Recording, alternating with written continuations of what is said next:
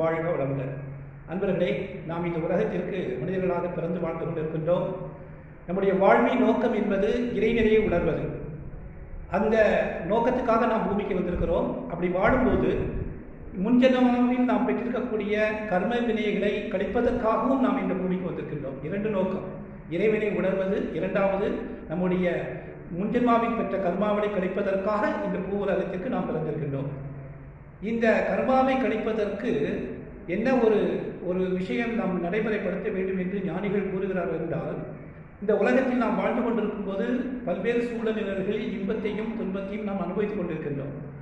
இன்பத்திற்கு காரணம் நாம் முன்ஜென்மாவில் செய்த புண்ணியமே நமக்கு இன்பமாக மாறியிருக்கிறது. அதே போன்று துன்பத்திற்கு காரணம் நாம் முன்ஜென்மாவில் செய்த பாவ காரியங்களே நமக்கு இந்த ஜென்மாவில் பாவ காரியமாக துன்பத்தை கொடுத்து கொண்டிருக்கிறது. ஆக மனிதனுடைய வாழ்க்கையில் இன்பமும் துன்பமும் மாறி மாறி வந்து கொண்டே இருக்கிறது.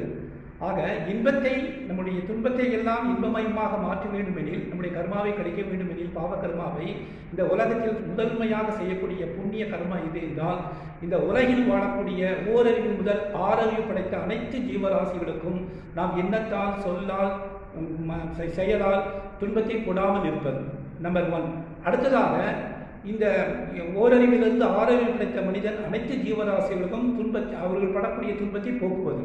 நம்பர் 1, துன்பத்தை கொடாமல் இருப்பது உயிரினங்களுக்கு, ஜீவராசிகளுக்கு. இரண்டாவது, துன்பத்தை போக்குவது. இந்த இரண்டு காரியங்களை நாம் தொடர்ச்சியாக வாழ்நாள் முழுவதும் கடைபிடித்து வருவோமேயானால் நம்முடைய பாவ கணக்கு மிக மிக குறைந்து குறைந்து குறைந்து புண்ணிய கணக்கு பெருகிக் கொண்டே இருக்கும். அதோடு மட்டுமல்லாமல் இந்த உலகத்தில் வாழக்கூடிய அனைத்து ஜீவராசிகளுக்கும் உணவளிப்பது.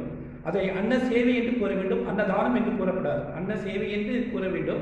அப்படி அன்னம் அடிக்கடிக்க, உணவு அடிக்கடிக்க நம்முடைய பாவ கர்மா குறைந்து புண்ணிய கர்மா மேலோங்கும். இந்த புண்ணிய கர்மாவின் பலனே இந்த உலகத்தில் வாழும்போது எல்லா ஐஸ்வர்யங்களையும் வாழ்வியல் வளங்களை எல்லாம் நாம் நிறைவாக பெற முடியும். அதோடு மட்டுமல்லாமல் மனநிறைவோடு நாம் வாழும்போது அந்த நிறைவான வாழ்க்கை நமக்கு இறைநிலையை சிந்தனை செய்யக்கூடிய ஒரு வழியை நமக்கு காண்பிக்கும். இந்த வகையில் நாம் பாக்கியம் பெற்றவர்கள். வாழ்க வளமுடன், வாழ்க வளமுடன், வாழ்க வளமுடன்.